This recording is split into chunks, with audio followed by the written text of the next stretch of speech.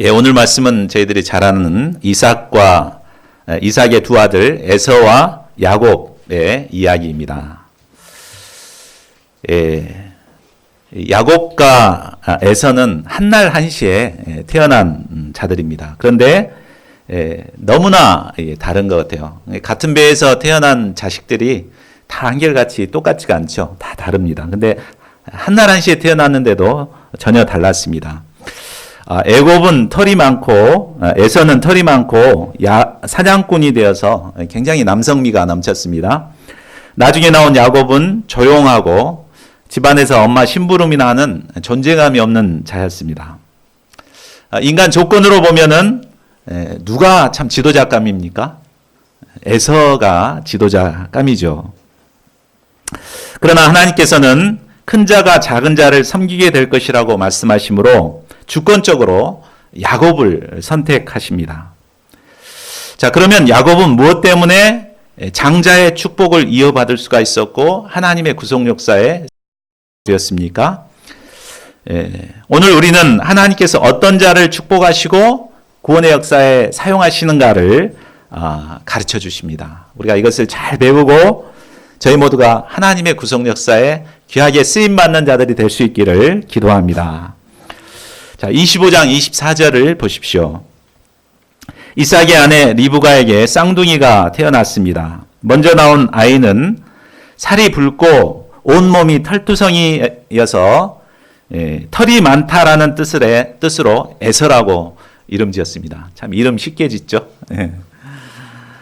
이어 동생이 나왔는데 그는 뱃속에서부터 먼저 나오려고 다투다가 결국 형의 를 붙잡고 태어났습니다. 그래서 그의 이름을 빼앗는 자, 쟁취하는 자, 이런 뜻으로 야곱이라고 이름을 지었습니다. 27절을 보십시오. 두 아이는 잘 자라서 에서는 날쌘 사냥꾼이 되어 들에 살았습니다. 또 야곱은 성격이 차분한 사람이 되어 주로 집에서 지냈습니다. 그러니까 에서는 우리가 보면은 담즙질이나 다혈질에 속한 사람이었고 야곱은 점액질이나 우울질에 속한 사람이었습니다. 에서는 아버지가 좋아하는 들짐승을 잡아서 맛있게 요리를 해드렸습니다. 집에서 키운 짐승보다 산짐승들이 굉장히 맛있습니다. 우리가 멧돼지를 잡아 먹어보면 가게에서 파는 삼겹살하고는 비교할 수도 없이 맛있는 것을 보게 됩니다. 에서는 이 음식을 먹다 보니까 에서가 너무 좋았습니다. 이렇게 맛있는 음식을 매일 이렇게 해주는 에서가 좋아서 에서를 특별히 사랑했습니다. 반면에 어머니 리브가는 야곱을 더 사랑했습니다.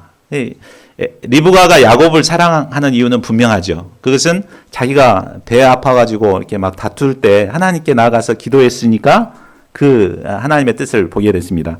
그 22절, 23절에 나와 있죠. 그래서 하나님께 기도했을 때 하나님께서는 두 민족이 너의 태 안에 들어있다. 너의 태 안에서 두 백성이 나뉠 것이다. 한 백성이 다른 백성보다 강할 것이다. 그런데 형이 동생을 섬길 것이다. 이렇게 말씀하십니다. 그러니까 형이 동생을 섬기는, 그래서 하나님의 뜻은 동생에게 있음을 알고 특별히 이제 하나님의 택하신 야곱을 더 사랑했습니다. 외적인 모습으로만 본다면 에서가 지도자감입니다. 그러나 하나님께서는 특별히 야곱을 지도자감으로 선택하셨습니다. 하나님께서 왜 야곱을 선택하셨을까? 잘 몰랐지만 이제 오늘 본문을 쭉 읽어보면 왜 하나님께서 야곱을 택하셨는가를 배울 수가 있습니다. 택합받지 못한 에서는 어떤 문제가 있었습니까? 우리 큰 두 가지 문제가 있습니다. 첫째는 그는 맏아들의 권리를 가볍게 여기는 자였습니다. 자, 29절을 보십시오.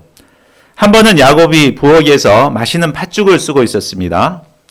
그런데 그때 형 에서가 사냥을 갔다가 아주 허탕을 치고 배가 고파가지고 막 들어왔습니다. 근데 팥죽 냄새가 맛있게 이렇게 났는데 얼마나 먹고 싶었겠어요. 그래서 내 그 붉은 죽을 좀 빨리 먹자. 배가 고파 죽겠다. 이렇게 요구했습니다.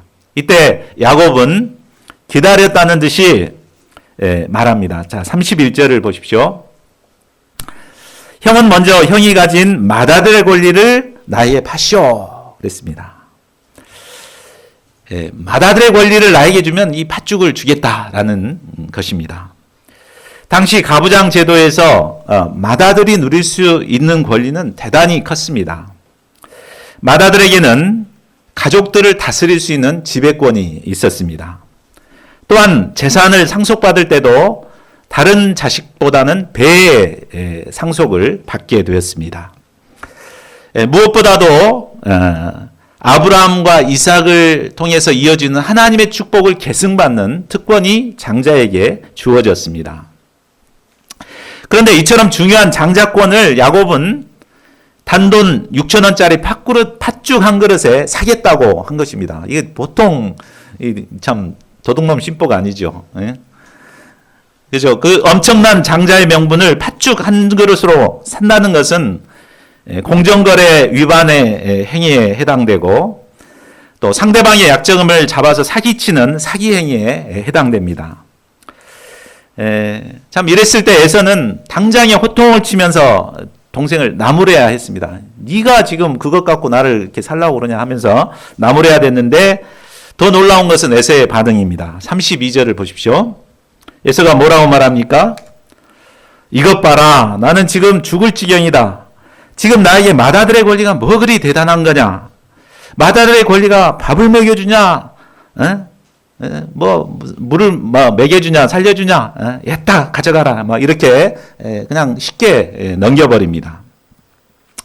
이때 야곱은 에서가 제정신이 아닌 것을 파악하고 한술 더 떠서 말합니다. 33절을 보십시오. 나에게 맹세부터 하시오.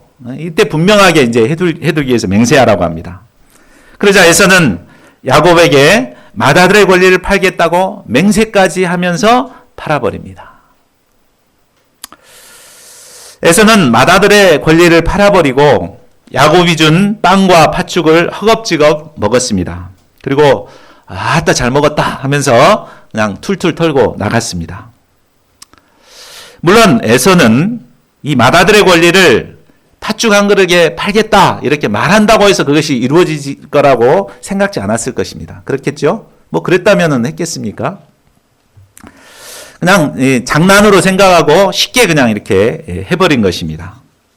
그러나 이런 작은 행동에서 그가 어떤 자인가가 적나라하게 드러나게 되었습니다. 성경은 이런 그를 뭐라고 말합니까? 34절 하반절을 보십시오. 성경은 이런 에서의 모습을 에서는 이와 같이 맏아들의 권리를 가볍게 여겼다라고 말하고 있습니다.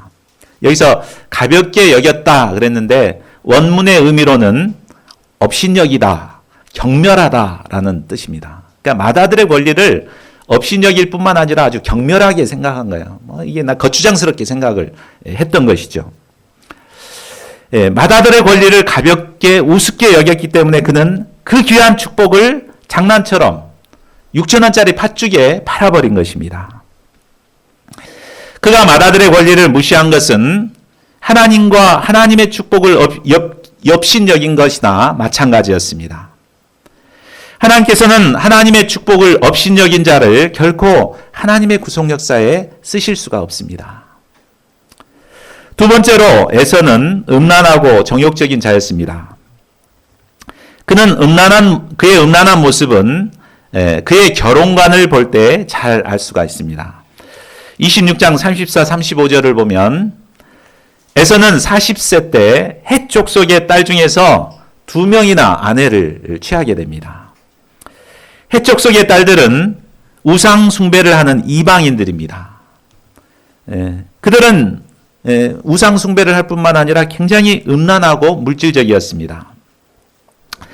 그런데 에서는 바로 그런 여자들과 그냥 함부로 결혼을 한 것입니다. 그것도 2명이나 아내로 삼았습니다. 만일 그가 하나님의 축복을 귀하게 여기고 지키고자 했다면은 자신의 아버지처럼 믿음의 결혼을 했을 것입니다. 그러나 그는 가족의 전통을 무시하고 함부로 결혼을 했습니다. 이로 인해 이삭과 리브가에게 큰 근심을 안겨주었습니다. 그러다 28장 8절과 9절을 보면 이제는 부모님이 이제 그것이 근심이 되니까 그는 이스마엘에게 가서 그의 딸 중에서 하나를 또 취해서 아내로 삼아버립니다. 참 그냥 부모님이 싫어하니까 또 딴 사람 결혼하고 이렇게 막 그냥 자기 좋을 대로 결혼을 해버린 것입니다. 히브리서 12장 16절은 그를 가리켜서 이렇게 말하고 있습니다. 한번 같이 읽어볼까요? 시작. 또 음란한 자나 음식 한 그릇에 장자권을 팔아넘긴 에서와 같은 속된 사람이 생기지 않도록 주의하십시오. 속된 사람이라고 표현했는데 이 말의 뜻도 경건치 않다라는 뜻과 함께 사악하다라는 뜻을 가지고 있습니다. 그러니까 육신의 정욕을 쫓아서 음란을 행하고 또 장자의 명분을 경홀히 여긴 이런 자들은 사악하다는 것이죠. 그래서 하나님께서는 이런 자들을 결코 하나님의 구원의 역사에 쓰실 수가 없으셨습니다. 반면에 하나님의 택함을 받은 야곱은 어떠합니까? 그는 마음 깊은 곳에서부터 하나님과 하나님의 축복을 얻고자 하는 열망으로 가득 찼습니다. 그래서 뱃속에 있을 때부터 먼저 그것을 취하기 위해서 막 이렇게 먼저 나오려고 했습니다. 그리고 이제 어쩔 수 없이 이제 늦게 나왔다 보니까 어떻게 하면 이 장자의 명분을 얻을 수 있을까? 그래서 절치부심하고 기회를 엿보고 있었습니다. 물론 형의 약점을 이용해서 장자의 명분을 얻으려는 그의 모습은 인간적으로는 참 얄밉기도 합니다. 그렇죠?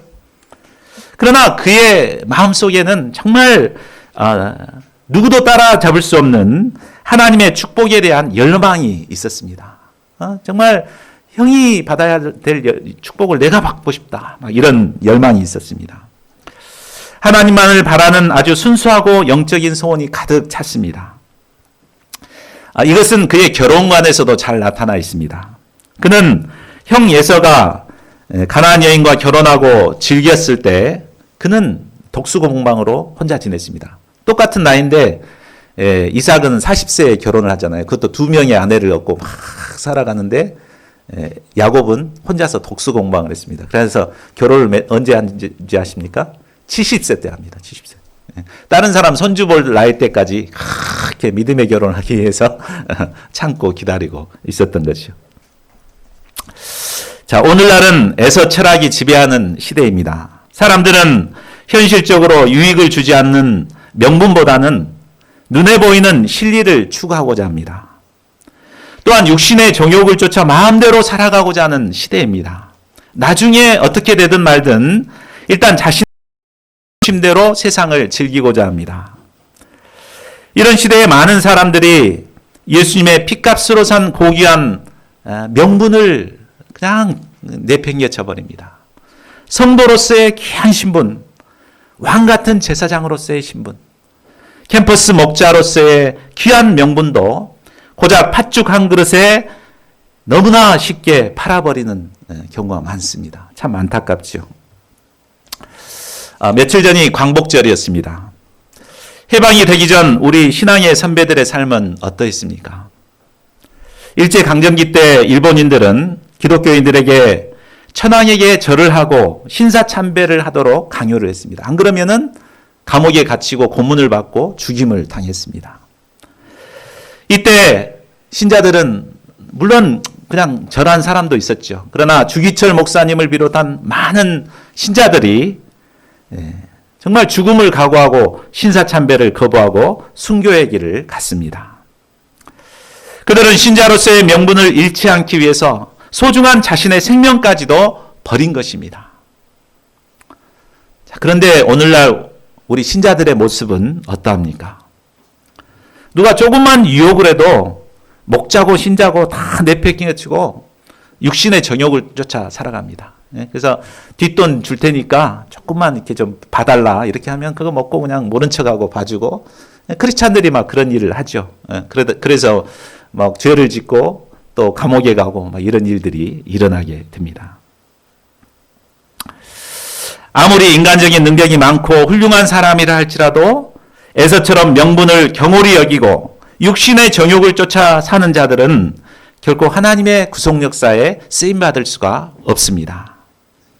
그러나 야곱처럼 비록 허물과 약점이 많다 할지라도 영적인 소원이 충만하고 명분을 귀히 여기는 자들을 하나님께서는 택하시고 그들을 통해서 구원의 역사를 이루어 가십니다. 우리가 가진 고귀한 영적인 신분을 소중하게 여기는 자들이 될 수 있기를 기도합니다. 그래서 우리 모두가 하나님의 구속 역사에 귀하게 쓰임받을 수 있기를 간절히 기도합니다. 자, 27장 1절을 보십시오. 세월이 흘러 이삭이 나이가 많고 눈이 어두워 잘 보지 못하게 되었습니다. 언제 죽을지 모르는 나이가 된 그는 이제 자기가 사랑하는 맏아들 에서에게 축복을 해주고자 합니다. 그런데 그는 에서에게 사냥에서 자신이 좋아하는 별미를 만들어 오면 자기가 그것을 먹고 죽기 전에 마음껏 축복하겠다고 이렇게 약속을 합니다. 자신이 하나님께 받은 축복을 누구에게 계승하느냐, 이것은 굉장히 중요한 문제지요. 그래서 이 중요한 결정을 할 때 가장 고려해야 될 것이 무엇입니까? 바로 하나님의 뜻이 어디에 있는가라는 것이죠. 그래서 이 결정에 앞서서 이삭은 하나님 앞에 먼저 기도하고 하나님의 뜻을 구해야 했습니다. 근데 하나님께 기도하지도 않고 그냥 자기가 좋아하고 맏아들이고 하니까 그냥 주고자 한 것입니다. 아니면 최소한 부인인 리브가라도 상의를 했어야 되죠. 근데 리브가하고도 상의를 않고 리브가 몰래 이렇게 하려고 합니다. 왜 리브가한테라도 상의를 안 했을까요? 그것은 리브가의 의중이 어떤가를 너무나 잘 알고 있었기 때문에 그랬겠죠. 그러니까 리브가는 자기가 뱃속에 있을 때부터 하나님의 뜻을 알았기 때문에 야곱을 통해서 하나님께서 축복하실 것이다, 이것을 알고 있었고, 또 기회만 있으면 이삭한테 이 얘기를 했을 거예요. 내가 하나님 앞에 기도했을 때 하나님이 이렇게 하셨다, 이렇게 했는데 귀등에도 안 들어버린 거죠, 이삭은. 그러니까 이삭은 좀 조용한 사람이긴 했지만 굉장히 자기 생각이 강하고 권위적인 자였음을 알 수가 있습니다. 가부장적인 우리나라 아버지들처럼 그런 사람이었던 것을 알 수 있습니다. 그러니까 굉장히 하나님이 왜 그 여자에게 이렇게 하나님의 뜻을 알려주셨겠는가? 하나님이 그런 뜻이 있다면 나한테 알려주셔야지. 이런 생각을 갖고 있었고 자기 마음대로 이제 일을 추진하고자 한 것입니다. 그러나 그의 생각대로 계승의 역사는 이루어질 수가 없었습니다. 자, 어떻게 됩니까? 5절을 보십시오. 자, 이 모든 상황을 리브가가 엿듣고 있었습니다. 리브가는 하나님의 뜻이 야곱에게 있다는 것을 너무나 잘 알고 있었기 때문에 에서를 데려다 축복하는 것을 그대로 용납할 수가 없었습니다. 6절, 7절을 보십시오. 리브가는 야곱을 불러 이삭이 에서에게 말하는 것을 그대로 알려줍니다. 그리고 야곱에게 염소 2마리를 가져오라고 합니다. 그러면 자신이 그것으로 맛있는 요리를 해줄 테니까 그것을 가지고 에서인 척하고 에서의 축복을 대신 받아라, 이렇게 한 것입니다. 야곱은 아무리 아버지가 눈이 어두워도 그렇지 털 많은 에서와 자신을 구별하지 못하겠냐고 두려워했습니다. 그러자 리브가는 말합니다. 13절을 보십시오. 아들아, 저주는 이 어머니가 받으마. 내가 시키는 대로 하여라. 가서 2마리를 끌고 오너라. 내가 다 책임질 테니까 너는 가서 시키는 대로만 해라, 이렇게 말합니다. 하나님의 뜻을 너무나 잘 알고 있었던 리브가는 조금의 망설임도 없이 이삭의 뜻을 바꿔놓고자 했습니다. 많은 사람들이 이 리브가의 이 행동에 대해서 문제를 제기합니다. 리브가가 직접 이삭에게 가서 말하고 그래가지고 이렇게 조종을 하면 됐지 않았는가, 이런 아쉬움을 표하는 사람들이 있습니다. 근데 리브가가 그렇게 하면 될 거라는 것을 알았다면 그렇게 하겠습니까? 해봤자 안 될 것을 뻔히 알았기 때문에, 또 이미 결정이 다 돼버렸기 때문에 자기가 어쩔 수 없이 지금 그렇게 할 수밖에 없었던 것이죠. 예, 참, 많은 이 문제를 제기하는 사람 중에 대표적인 사람이 전에 아실 분은 아시겠지만 한나라당의 황우여 대표가 있었죠. 황우여. 그분이 이제 서울대에 나와갖고 우리 UBF 목자였거든요. 네, 그분이 이제 1:1 목자님하고 공부하다가 지금 이 문제가 딱 나왔어요. 그래서 이제 그 목자님은 리브가가 굉장히 훌륭하다 이렇게 하니까 그 사람이 이제 법관의 눈으로 보니까 이거 분명히 문제가 있는 거잖아요. 그래서 왜 문제 있는 사람을 막 이렇게 두둔하냐 막 하면서 화를 내고 그래서 이제 떠나가서 지금 세상으로 가서 이렇게 열심히 살고 있는 분인데 그렇죠. 우리가 이제 오해할 수가 있죠. 물론 충분히 이렇게 정상적으로 했으면 좋은데 근데 이제 리브가 입장에서는 절박했던 거죠. 자기가 이렇게 나서지 않으면 어쩔 수 없는 이런 상황이었기 때문에 참 하나님의 뜻 가운데 이루어지도록 돕고자 한 것입니다. 그러니까 하나님의 역사에 있어서 동역자가 굉장히 중요하고 또 동역자의 말을 듣는 것이 굉장히 중요합니다. 이 지도자는 이삭처럼 잘못된 판단을 할 수가 있습니다. 그러니까 항상 지도자는 열린 마음을 가지고 동역자에게 듣고자 해야 되고 또 우리 이제 여러분들은 혹시 제가 좀 잘못된 길을 이렇게 방향을 잡고 나가려고 하면 거침없이 수시로 이렇게 목사님 그러면 안 됩니다. 이렇게 하십시오. 이런 게 좋겠습니다. 이렇게 이제 의견을 제시해주고 그걸 받아주고 그러면은 문제 없이 역사가 잘 이루어지는데 지금 너무 이제 나간 거죠. 이삭이 너무 나갔고 그것을 이제 막기 위해서 또 리브가는 또 이제 오바를 하게 되고 이런 문제들이 생긴 것입니다. 자, 어찌됐든 이제 14절을 보십시오. 야곱은 어머니의 말대로 염소 새끼를 끌어다가 리브가에게 가져왔습니다.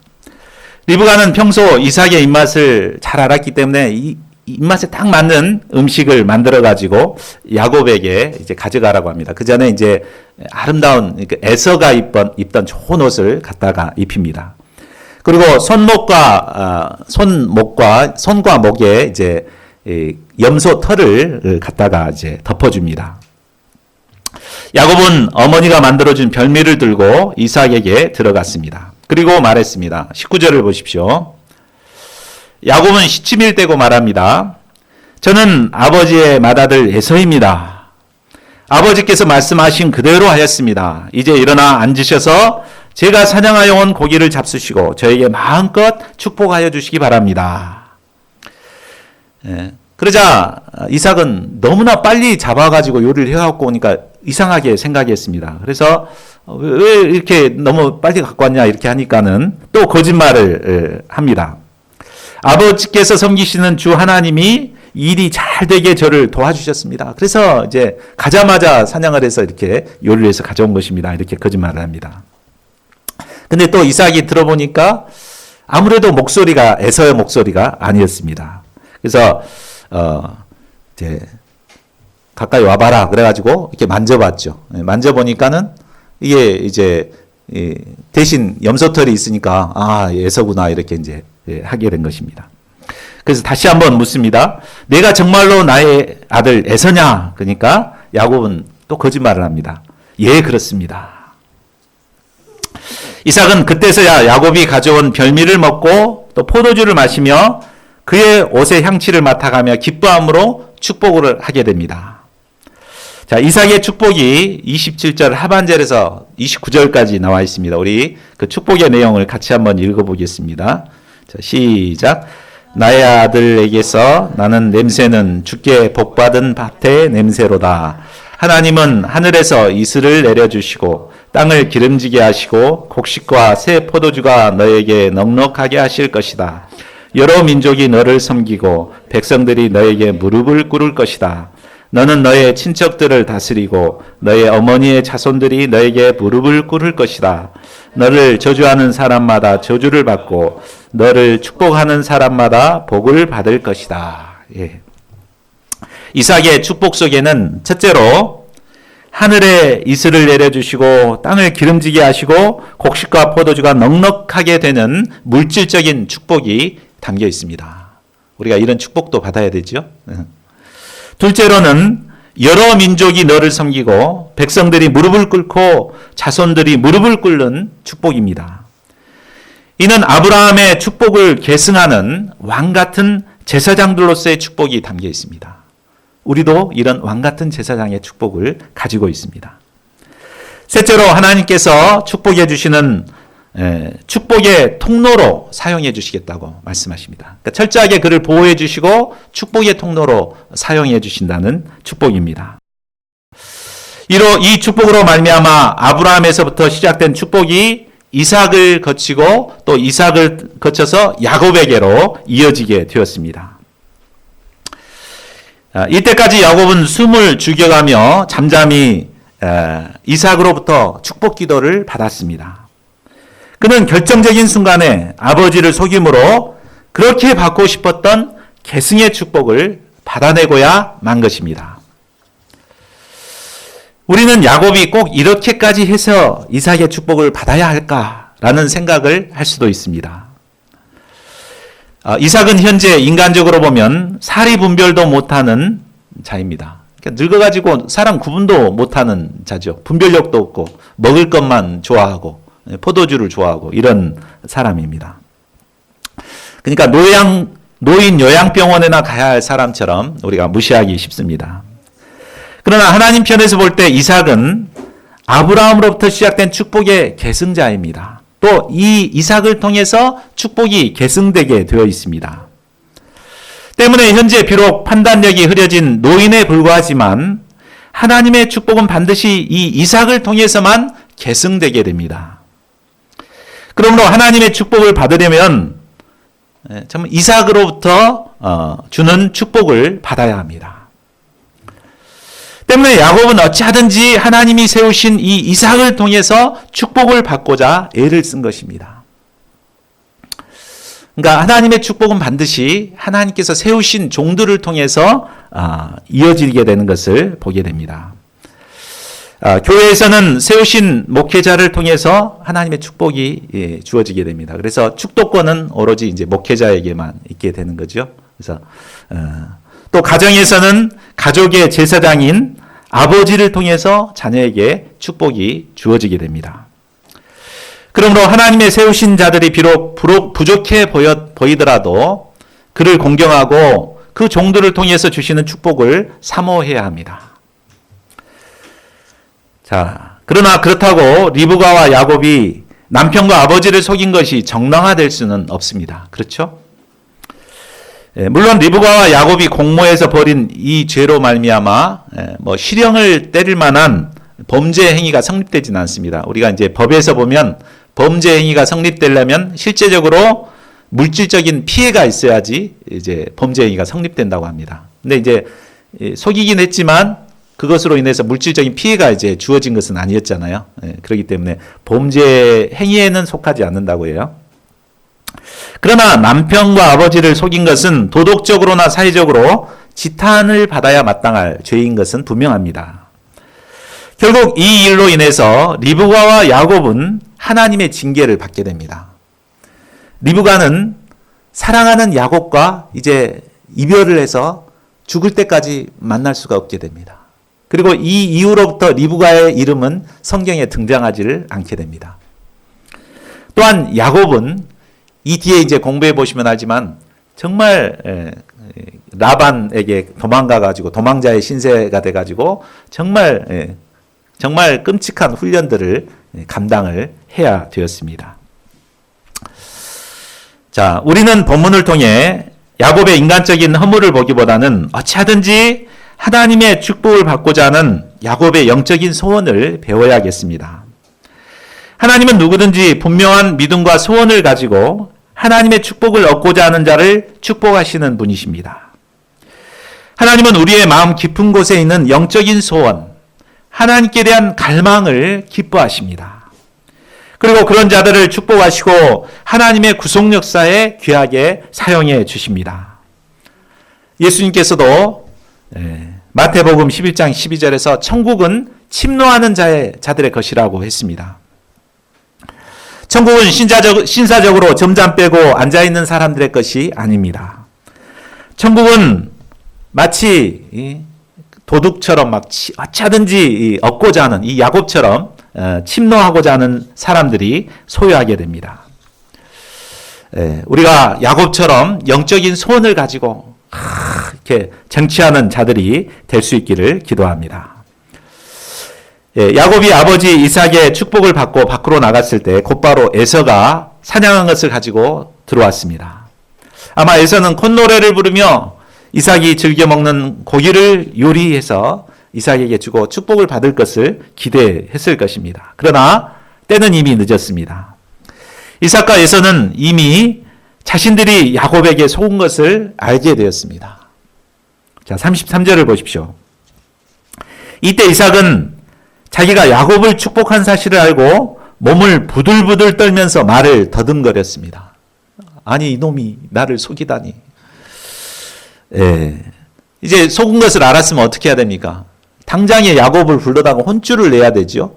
근데 전혀 그렇지 않고 부들부들 떨기만 했습니다. 이는 야곱에게 축복이 계승된 일이 바로 하나님께서 이루신 일인 것을 주권적인 것, 하나님의 주권을 영접했기 때문입니다. 그래서 에서에게 말하죠. 바로 그가 복을 받을 것이다. 이렇게 하나님의 주권을 인정하게 됩니다. 그러니까 자신이 정말 자기 인간적인 생각으로 이렇게 축복을 해줬던 것을 회개하고 하나님의 축복이 하나님의 뜻 가운데 지금 계승될 수밖에 없었구나. 이렇게 인정을 했습니다. 그러나 에서는 축복을 빼앗긴 것이 분하고 억울해서 소리치며 울면서 말합니다. 38절을 보십시오. 아버지께서 비실 수 있는 복이 어디 그 하나뿐입니까? 제게도 복을 빌어주십시오 아버지 하고 소리를 높여 울었습니다. 이를 볼 때 에서 역시 이삭을 통해 주시는 하나님의 축복을 갈망하고 있는 것을 알 수 있습니다. 아마 이 때문에 이삭은 번번이 아버지가 좋아하는 음식을 만들어가지고 이렇게 환심을 샀을 것입니다. 그러나 자신이 정말 그렇게 원하는 것이었다면은, 이제 음식만 만들어줄 것이 아니라 정말 하나님이 원하신 것이 무엇인가를 알고 행했어야 되죠. 근데 자기는 행동은 그냥 막 마음대로 결혼해버리고, 그냥 중요한 장자의 명분도 그냥 팥죽에 한 그릇에 팔아버리고, 막 이렇게 하면서 그것만 한 것이죠. 이런 자들에게는 더 이상 하나님의 축복이 갈 수가 없는 것입니다. 장자의 명분을 경홀히 여기고 육신적인 쾌락을 쫓는 자에게 갈 축복은 조금도 남아있지가 않았습니다. 자, 결론을 맺겠습니다. 오늘 우리는 어떤 자가 하나님의 축복을 받고 계승의 역사를 이루게 되는가를 배웠습니다. 하나님께서 택하시고 쓰시는 자는 능력이 많거나 인간 조건과 배경이 있는 자가 결코 아닙니다. 바로 명분을 소중하게 여기고 그것을 얻기 위해 희생하고 노력하는 자에게 바로 하나님의 축복이 임하게 됩니다. 하나님께서는 우리에게 수많은 영적인 귀한 명분들을 주셨습니다. 하나님의 아들 독생자 예수 그리스도의 고귀한 희생으로 얻게 된 거룩한 성도로서의 신분을 우리는 모두 갖고 있습니다. 이를 통해 하나님을 예배하고 경배하는 귀한 특권이 우리에게 주어졌습니다. 하나님의 자녀가 되는 권세가 우리에게 있습니다. 또한 우리에게는 캠퍼스의 목자요 영적인 지도자로서의 부르심과 귀한 명분들이 있습니다. 물론 세상 사람들은 이것을 귀하게 여기지 않습니다. 우리가 교회에 나간다 그러면 교회에 나간다고 밥이 나오냐 떡이 나오냐 이렇게 비아냥거립니다. 그러나 그것은 몰라서 하는 얘기입니다. 교회에 다니면 밥이 나오고 떡이 나옵니다. 하나님의 축복이 주어집니다. 하나님이 주시는 축복이 어떠합니까? 우리 요절 말씀을 다시 보십시오. 28, 29절을 다시 보십시오. 하나님이 축복해 주시면 하늘에서 이슬이 내립니다. 이 이스라엘 땅은 비가 내리지 않는데 하늘에 이슬이 나와서 농작물이 잘 자라게 됩니다. 또 땅이 기름져서 풍성한 소득을 거두게 됩니다. 그래서 곡식과 새 포도주가 항상 넉넉하게 되는 풍요로운 삶을 누리게 됩니다.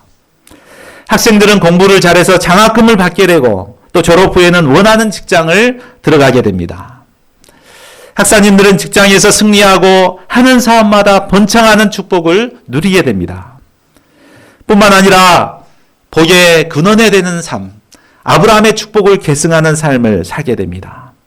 세계적인 종이 되어서 여러 민족들의 섬김을 받고 아브라함의 축복을 계승하게 됩니다. 이 모든 축복이 야곱처럼 명분을 소중히 여기고 또 하나님의 축복을 사모하는 자들에게 주어지게 됩니다. 그러므로 우리는 다른 이 귀한 명분들을 소중히 여겨야 되겠습니다. 하나님이 주신 축복을 받고자 간절히 소원하고 붙들어야 되겠습니다. 그래야 할 때 하나님께서는 저희를 축복하사 풍성한 은혜를 주시고 하나님의 구속 역사에 귀하게 사용해 주실 것입니다. 이러한 축복을 받는 저희 모두가 될 수 있기를 간절히 기도합니다. 자, 창세기 27장 28, 29절 요절 말씀을 같이 기도하는 시간 갖겠습니다. 자, 시작. 하나님은 하늘의 이슬과 땅의 기름짐이며 풍성한 곡식과 포도주를 내게 주시기를 원하노라. 만민이 너를 섬기고 열국이 내게 굴복하리니 내가 형제들의 주가 되고 내 어머니의 아들들이 내게 굴복하며 너를 저주하는 자는 저주를 받고 너를 축복하는 자는 복을 받기를 원하노라.